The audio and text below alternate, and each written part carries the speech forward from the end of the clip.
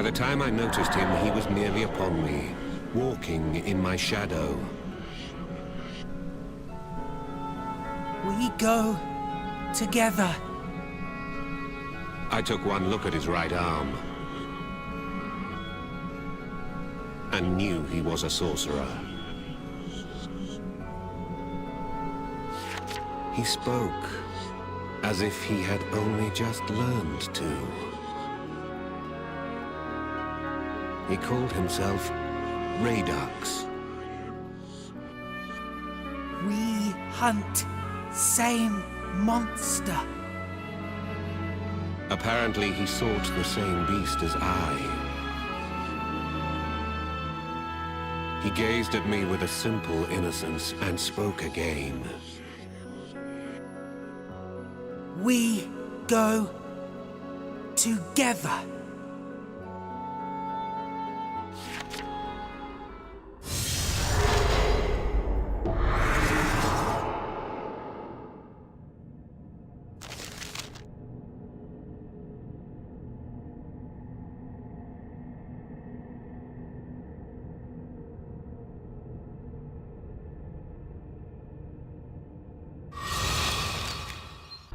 I felt strange after observing the way Radix fought. It's difficult to explain. But there's certainly something that sets him apart from us. Something missing. And there was another thing. He kept scratching his chest. Blood kept dripping from it. I am sick. That was his only answer. When asked about the incessant scratching. Soon, it occurred to me. This was no ordinary sickness.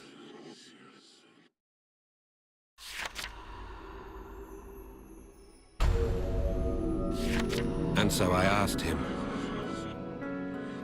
"When did you first get sick?" After Mother, I sacrifice her. But it was all matter of fact for Radix. She try kill me. So I kill her. My mother. She hate me. I am human, so she hate me. Because he was human. What did this mean? Mother. She is not human. Radix willingly shared his past. We were interrupted by the appearance of a monster. I told myself that I would ask Radix more after the fight.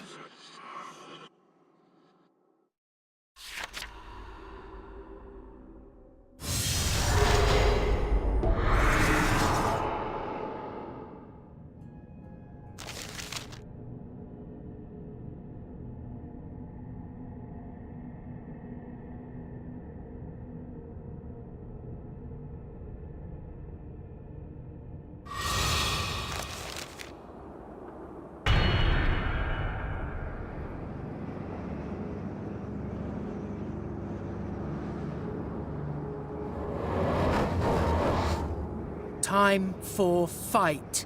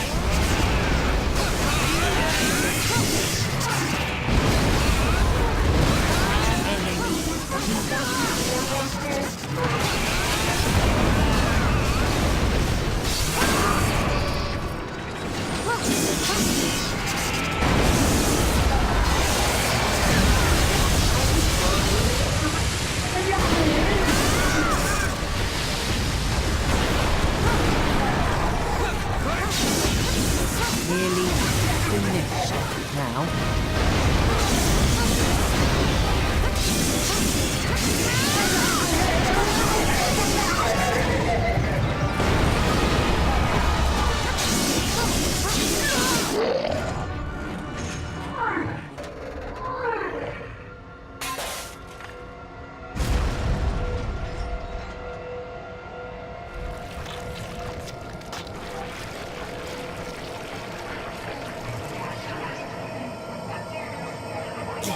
Please.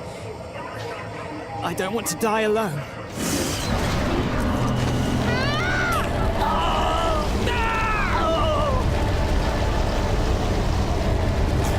Please. To die alone. Okay, right.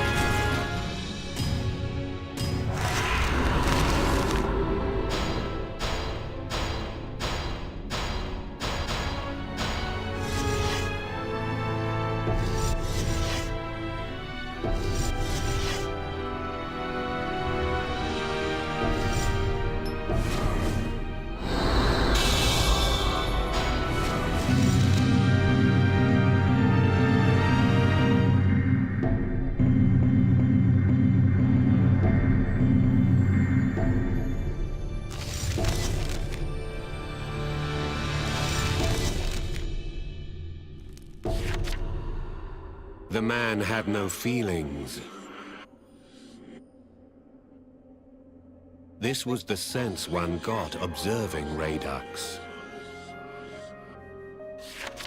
And with good reason.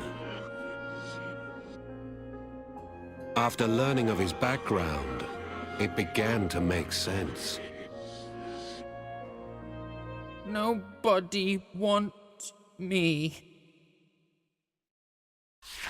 Apparently, Radix was an abandoned child.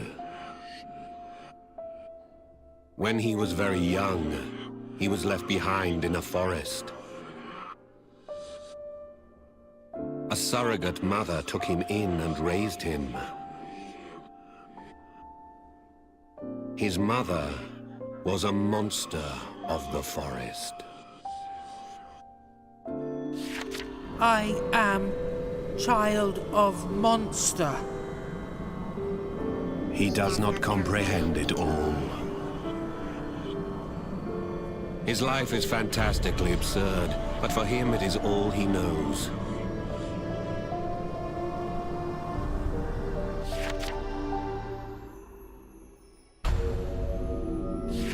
Born to a human, raised by a monster. How did he find his way back to the human world? My mother, she try kill me. So I kill her. No choice. Her actions were contradictory. Why raise a human son only to kill him later? In any case, Radix had learned a few things since losing his mother. Monsters kill humans. Monsters are the enemy. He hated monsters because his own mother was one, and she turned on him.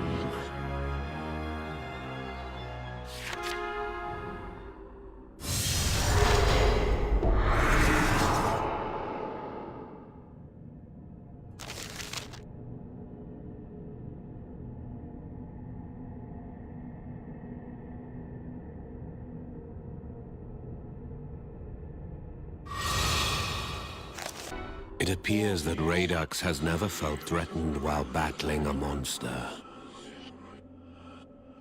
With one exception, the fight to the death with his mother. He did something that day that he was taught by no one. I imagine that the parents that abandoned him must have been sorcerers. For only this could explain his innate ability. The tragic events surrounding Radix's separation from his mother still affect him deeply. Each time he kills a monster, he is reminded of his past. What he did to his mother. The affliction of his chest is no disease. Only he does not know what to call it. And how could he? Guilt. This is what afflicts his chest.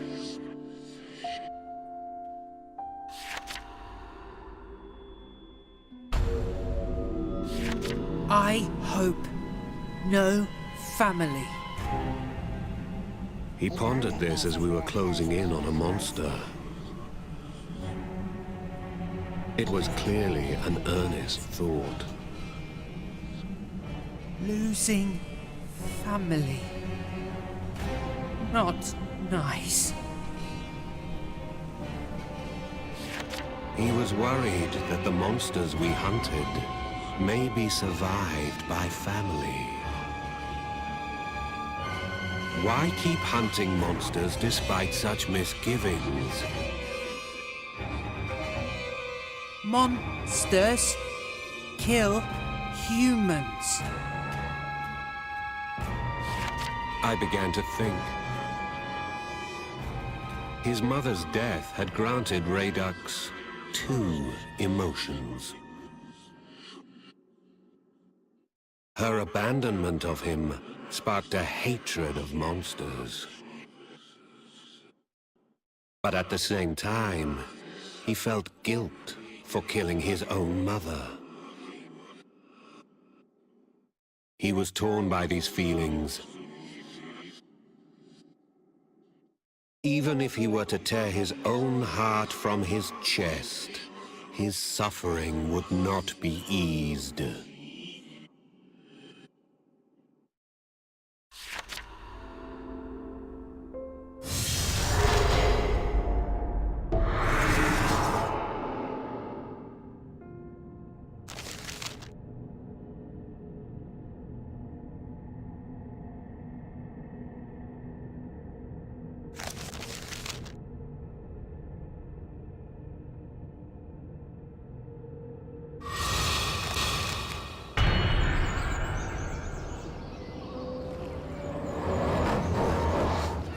Time for fight.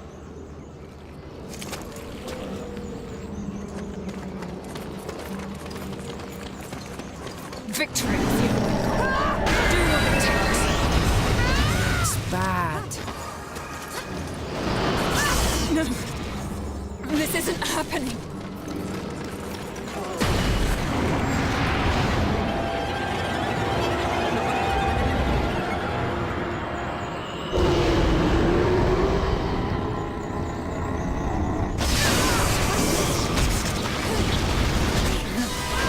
Actually fight back. Go on, put some back into it. This might pose a problem.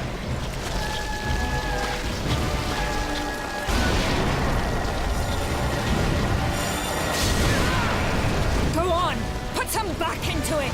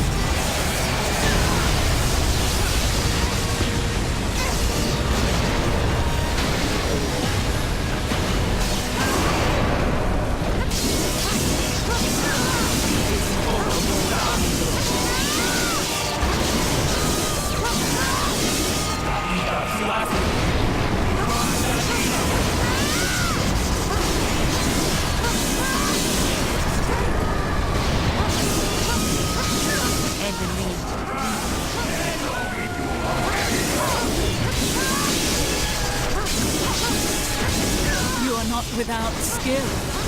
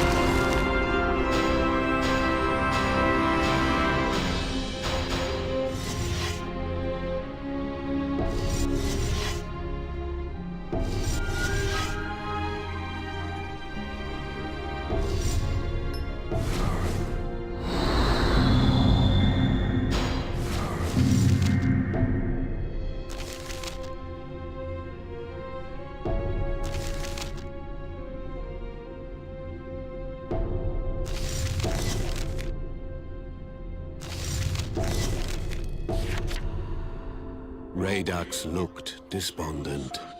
His heart was in two. This was very human. Odd for somebody raised by a monster. But perhaps this was exactly as his monster mother had wished. Her assault of her own son began to make sense. Human and monster cannot coexist. And claiming a life causes deep guilt. Humans required such knowledge to survive. His mother had chosen to raise Radix as a human, not a monster. For the sake of her precious son. I shared my thoughts with Radix. My mother. Happy now? Radix is learning to be human. A child's growth brings joy to every mother. Okay. So, I happy too. And the innocence of it brought warmth to the heart. Radix will grow up fine. One day, he will understand the affliction of his chest. Perhaps we will meet again and laugh about old times. Surely his mother would have wished it this way.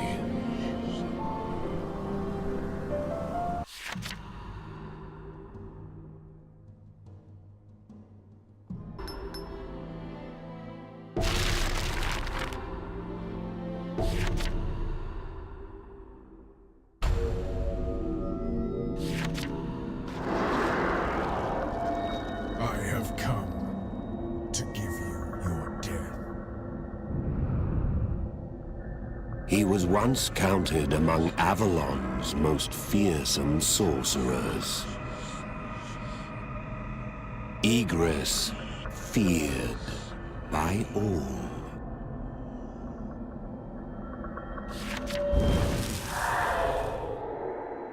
His role within their ranks was quite specific. To stalk and kill sorcerers who violated the code. Why Avalon's blade had turned on his old masters, I know not. Within Avalon's halls, none remain who might know the man's reasons. Though his white garb suggested the rumors held some truth. It seemed Egress now kept company with Sanctuarium, Avalon's sworn foe. Though, for all he changed, his epithet remained the same. Still, the Mage Slayer. These days, it's Avalon sorcerers he hunts, in Sanctuarium's name. The only difference is that his old allies curse him for a traitor as they flee. And so, as he stood before me, I thought I was to be next.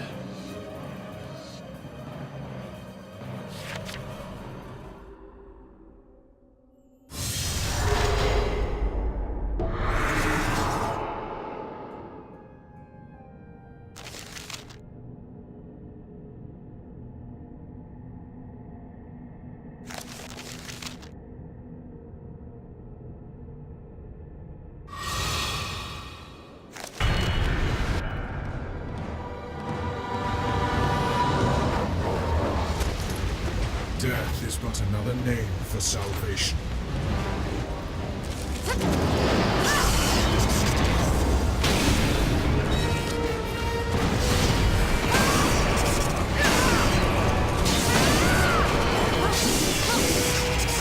It's time to put you out of misery.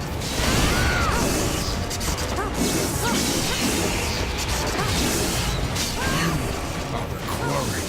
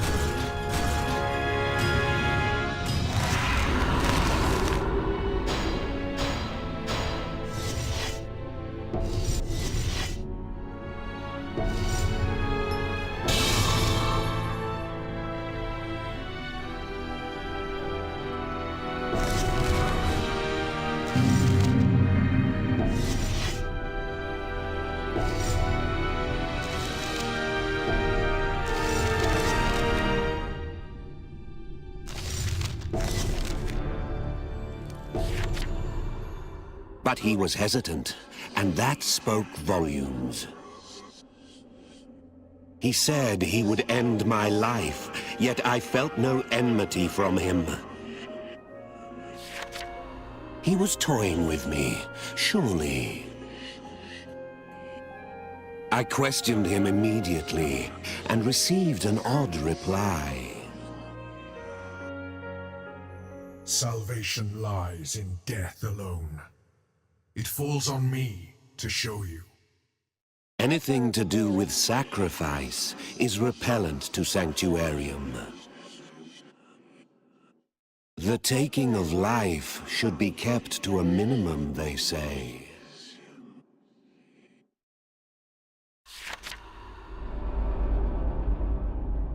Hear my tale, and you will welcome death's embrace. Till then, I'd welcome company on the road. I had no reason to follow. But still, curiosity compelled me. Why had Sanctuarium marked me for death?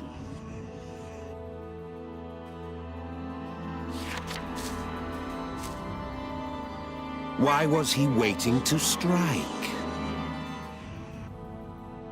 And why should this mage slayer speak of salvation? It seemed he was a walking contradiction.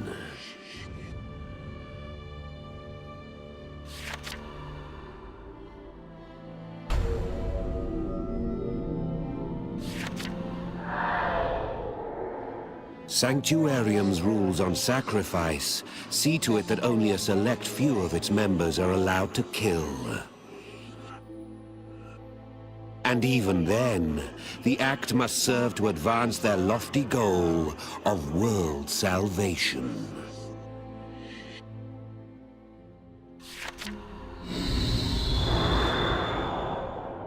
That determination rests solely in the hands of Sanctuarium's leader, Lenixian.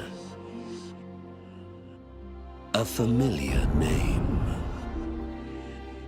But I knew her better as Sympather, the alias she gave when we traveled side by side.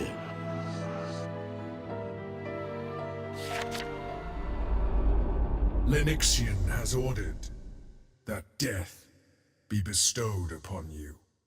We were companions. At our road's end, we had parted with a smile. Why then ask for my death now? Stranger than the order was the man she chose to execute it. While in Avalon's employ, he spared no words for those he sacrificed. He was their paragon, embodying all they stood for. And now this hardened killer asked his target to travel by his side? Come, let us save that beast. Surely no assassin ever spoke so frequently of salvation. He was quite the contrarian.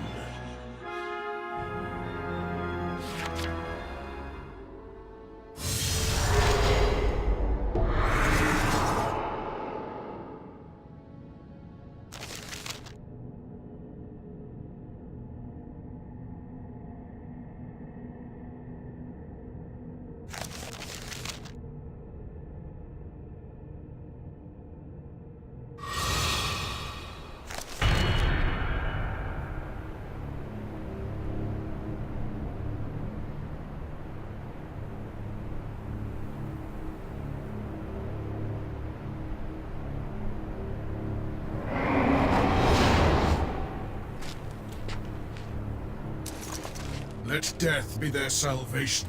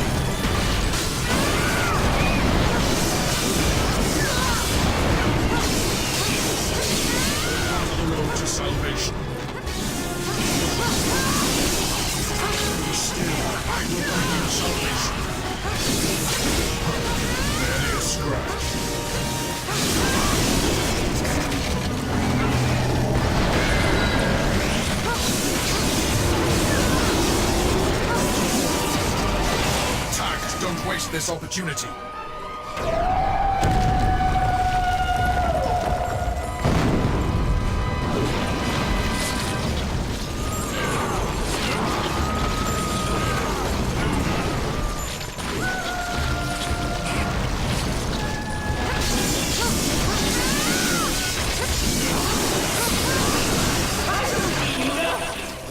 You can take it.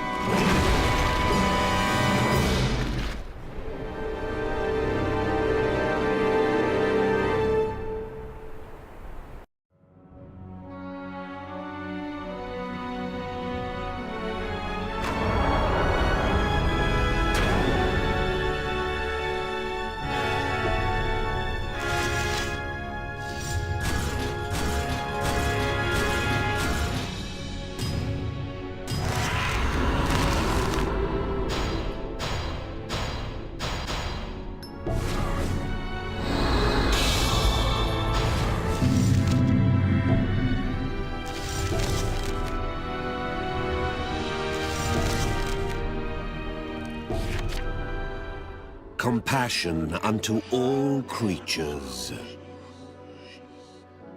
Such is Lenixian's creed. I watched her practice it with my own eyes.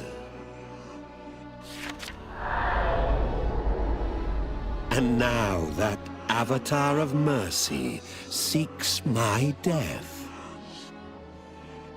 I would be lying if I claimed to understand. In the end, my curiosity won out. I agreed to join this mad journey to find out her true intent. But she wasn't the leader of a band of heretics to me. Then, as now, she remains Sympatha. My partner in the ordeal. Like the partner within my arm. Thoughts of her always dredge up memories of the past.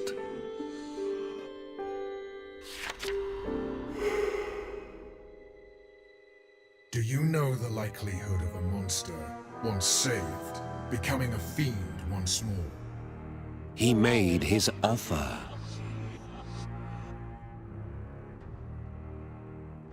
Half. The flip of a coin. By Egress's telling, Avalon has actively suppressed that fact. Would you call this bitter draught a cup half empty, or a cup half full?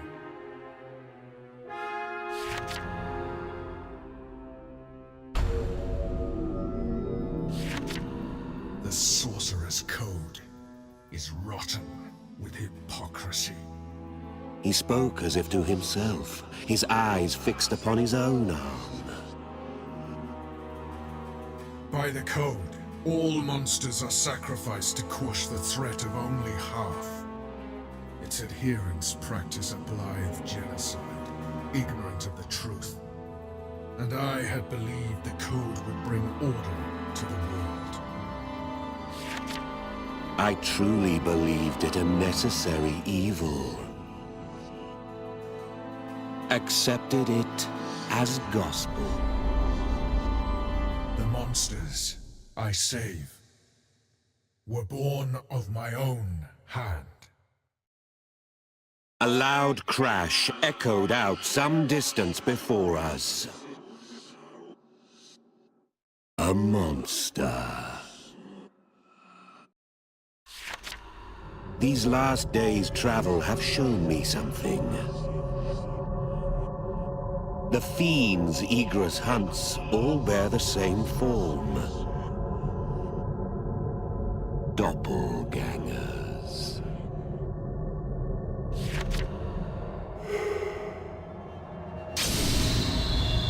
Several causes can give rise to their kind.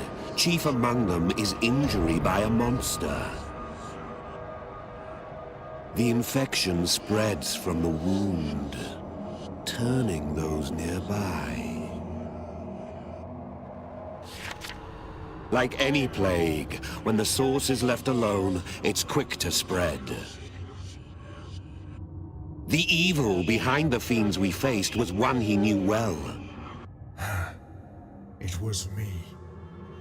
The smile he wore was thick with irony as he marched towards the creature he himself had spawned.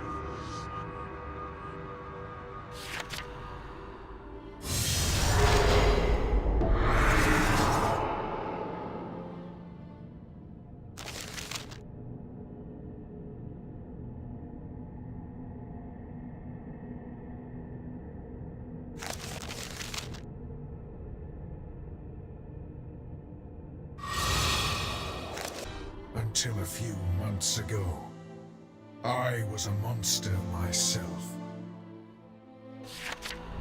The revelation came as a shock to me. These things are oft kept in the shadows. Small wonder. It wouldn't do for people to hear a faithful adherent to the code had become a monster. Such inconvenient truths are erased by the upper tiers of Avalon, he explained.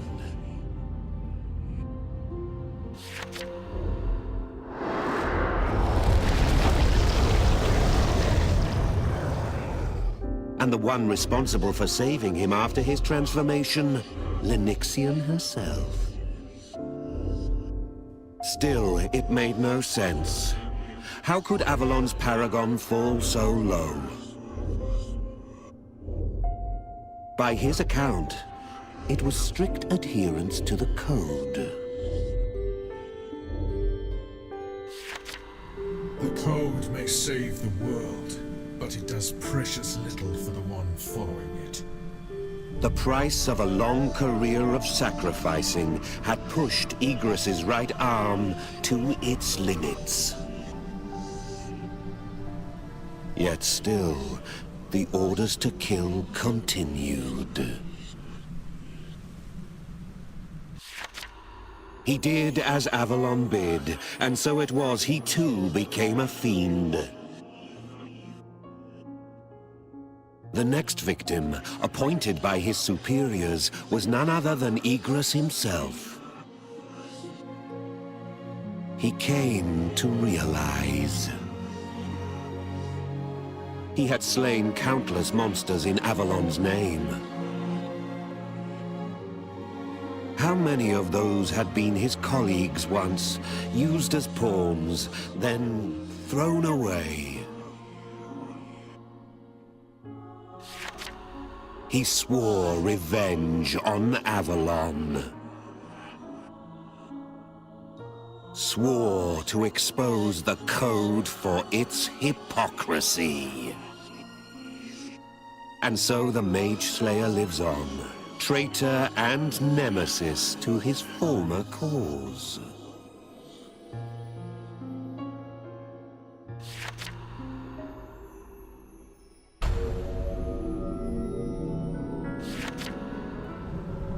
I will be killing you before long. But before we come to that...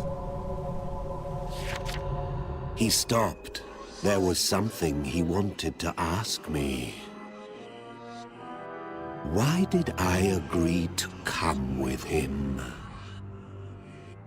I told you, come with me, and you're sure to die. Odd.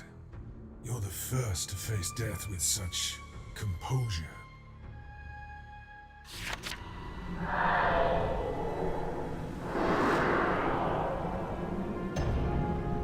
He wasn't the only one troubled.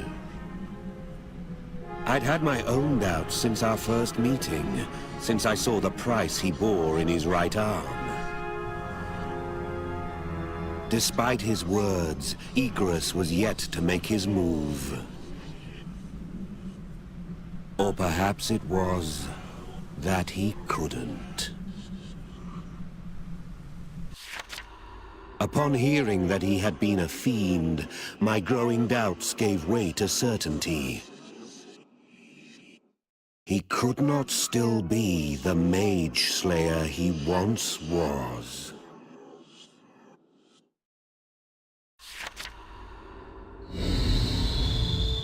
Were he to persist in sacrificing sorcerers now, his fate would be certain.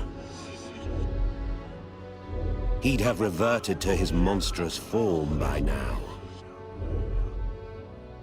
My crimes are too grave to be wiped clean by a brief penance,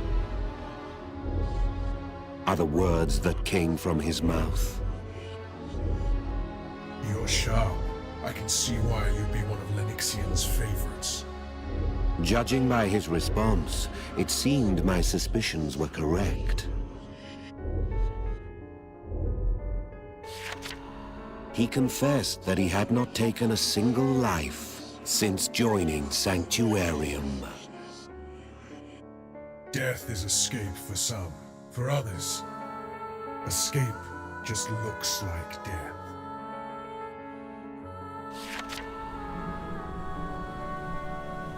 As we spoke, our final quarry appeared before us. You may find death at this journey's end, and salvation within it. For all its contradictions, I now saw the true meaning of his words.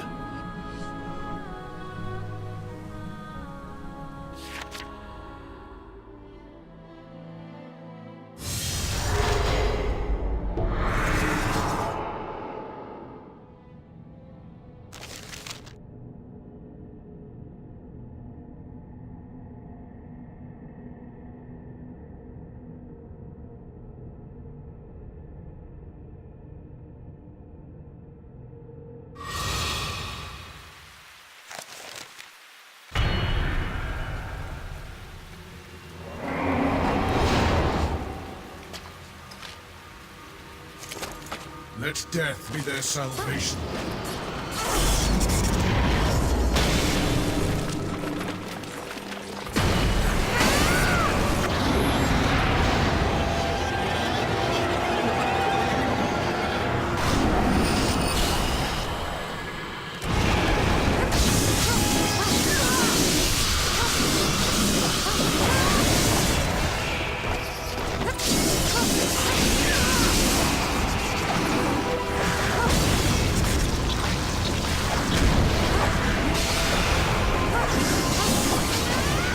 Through salvation.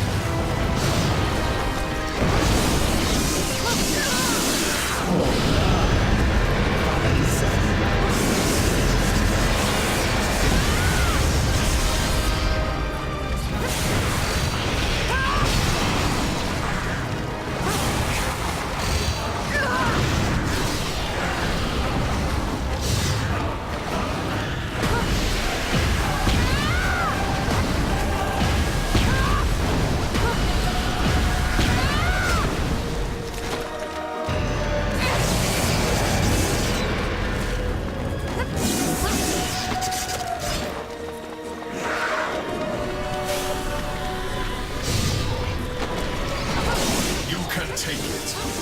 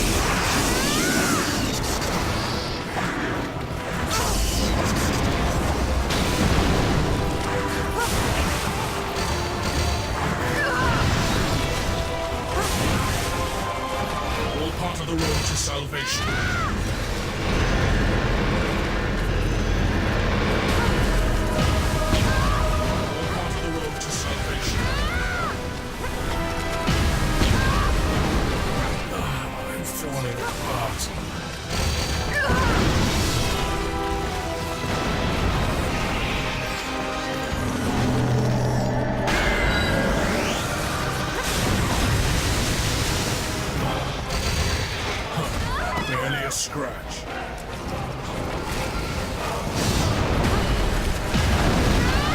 All part of the road to salvation.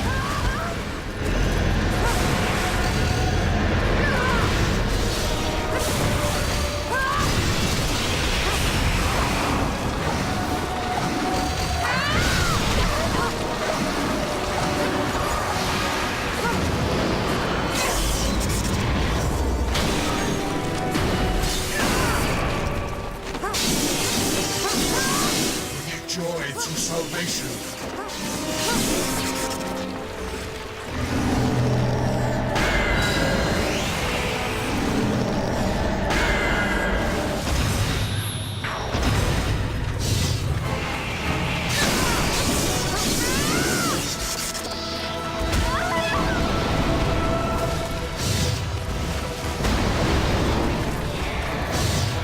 All part of the road to salvation.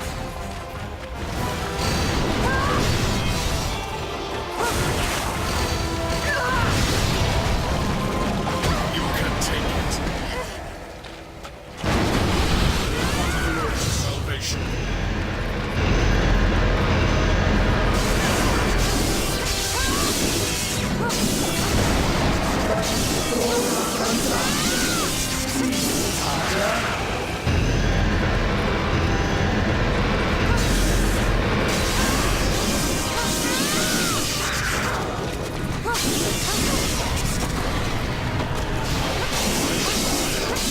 Joy through salvation.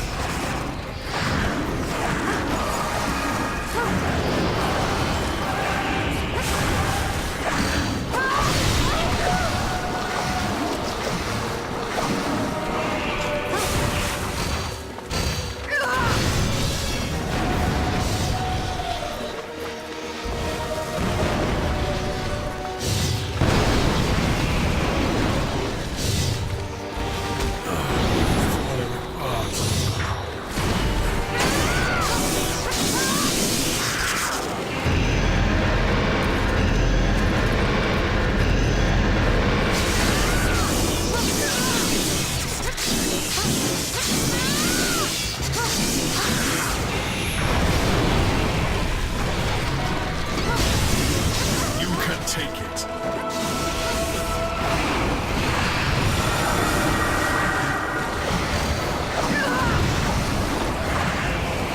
All part of the road to salvation.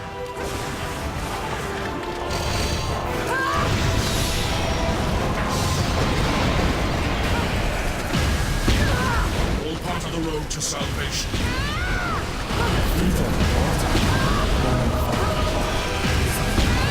All part of the road to salvation.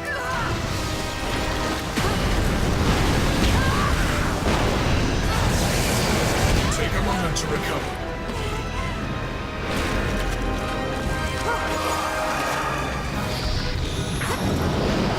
You can take it.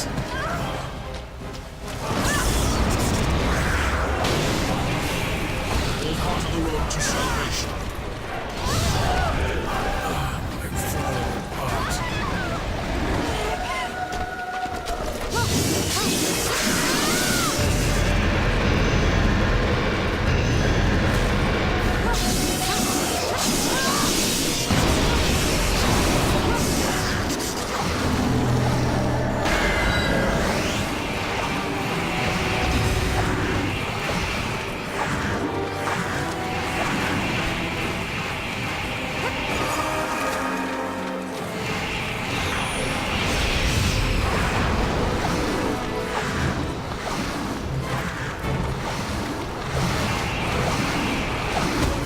I'm falling apart. All part of the road to salvation.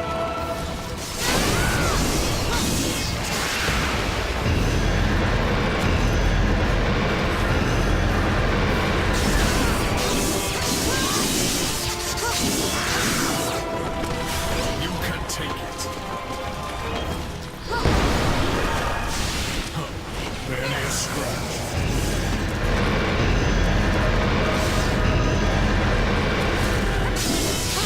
You can take it.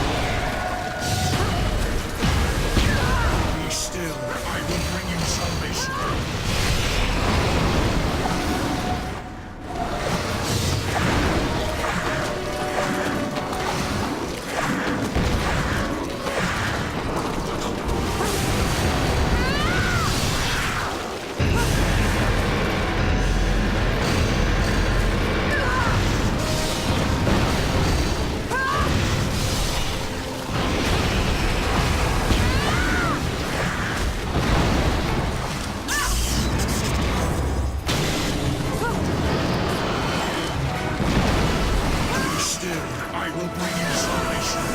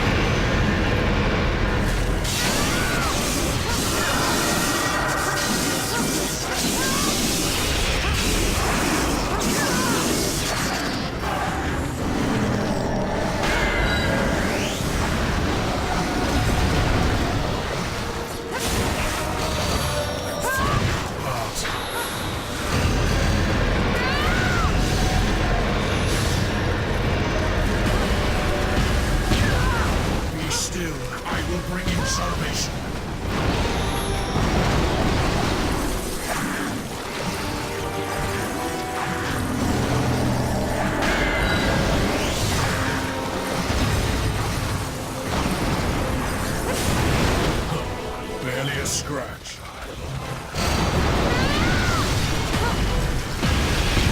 Still, I will bring you salvation.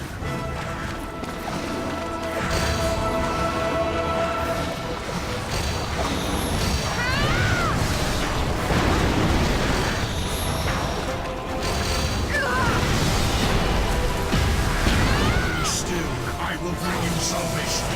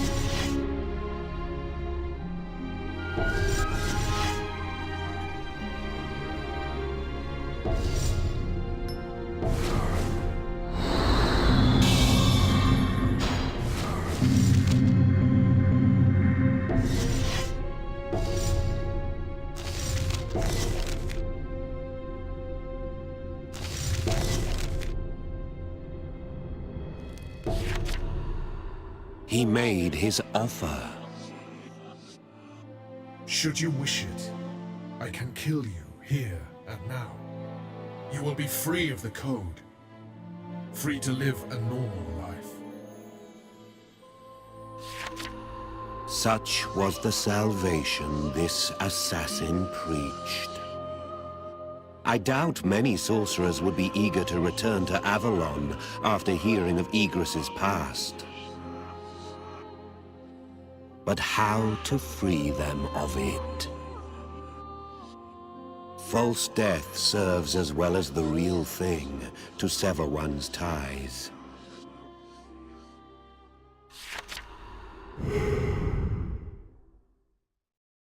And even Avalon has better things to do than hunt the dead.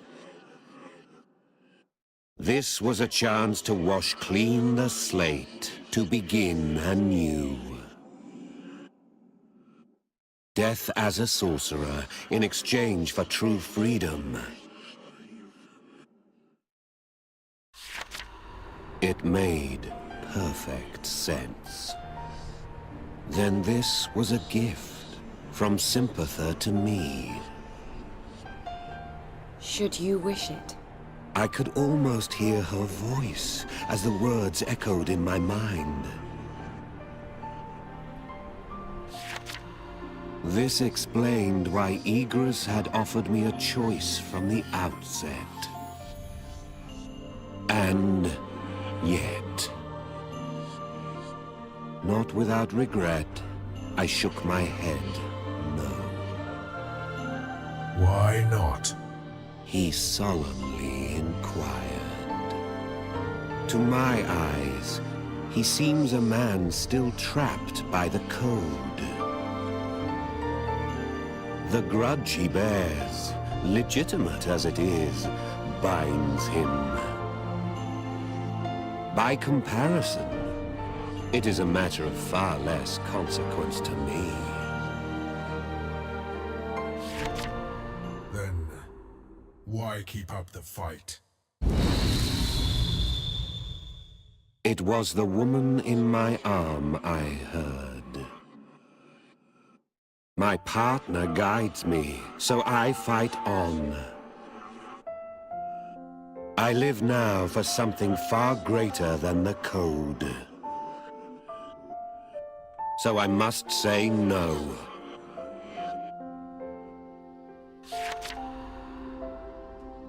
Egress shook his head, giving a wry smile. You are the first man I failed to give his death. Perhaps we're similar creatures, you and I. Both of us captive to something.